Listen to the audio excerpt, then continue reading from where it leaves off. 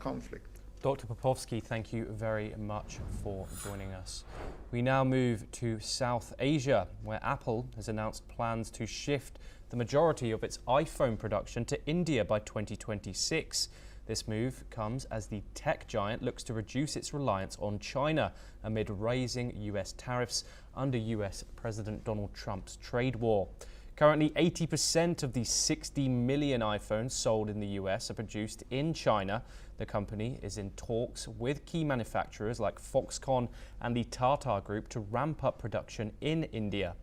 India has become an attractive manufacturing hub with initiatives like tax cuts for mobile phone components. However, production in India is reportedly 5 to 8% more expensive than in China.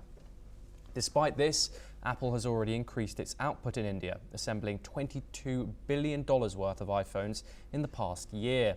Apple's shift to India is part of its broader strategy to mitigate the impact of tariffs, though experts say it will take years to significantly reduce its dependence on China. We move back over to the Middle East, where Hamas has shown its willingness to agree to a 5-year truce in Gaza, which would ensure the release of all hostages, as negotiators met with Egyptian mediators in Cairo over the weekend. This latest proposal is seen as an attempt to bring an end to the 18-month war, sparked by the group's October 2023 attack on Israel. The agreement would aim for a comprehensive ceasefire, unlike a partial deal previously rejected by Hamas. The situation on the ground remains dire, however, with Israeli airstrikes continuing to devastate the Gaza Strip, killing at least 35 people on Saturday alone, according to some reports. As food and medical supplies run out, the humanitarian crisis worsens, with over 51,000 Palestinians reported dead since the conflict began. There are calls for a permanent end to hostilities, with the international community urging both sides to secure a lasting peace.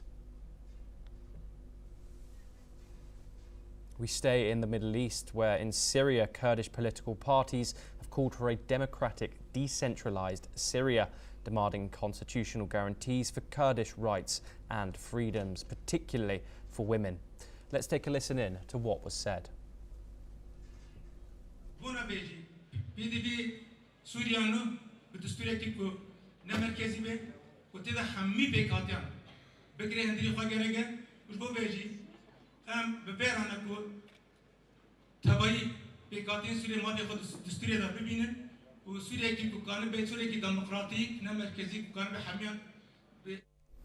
This statement was made in a conference in Kamalishi, where Kurdish leaders united on a vision that ensures both autonomy and unity for Syria's diverse groups.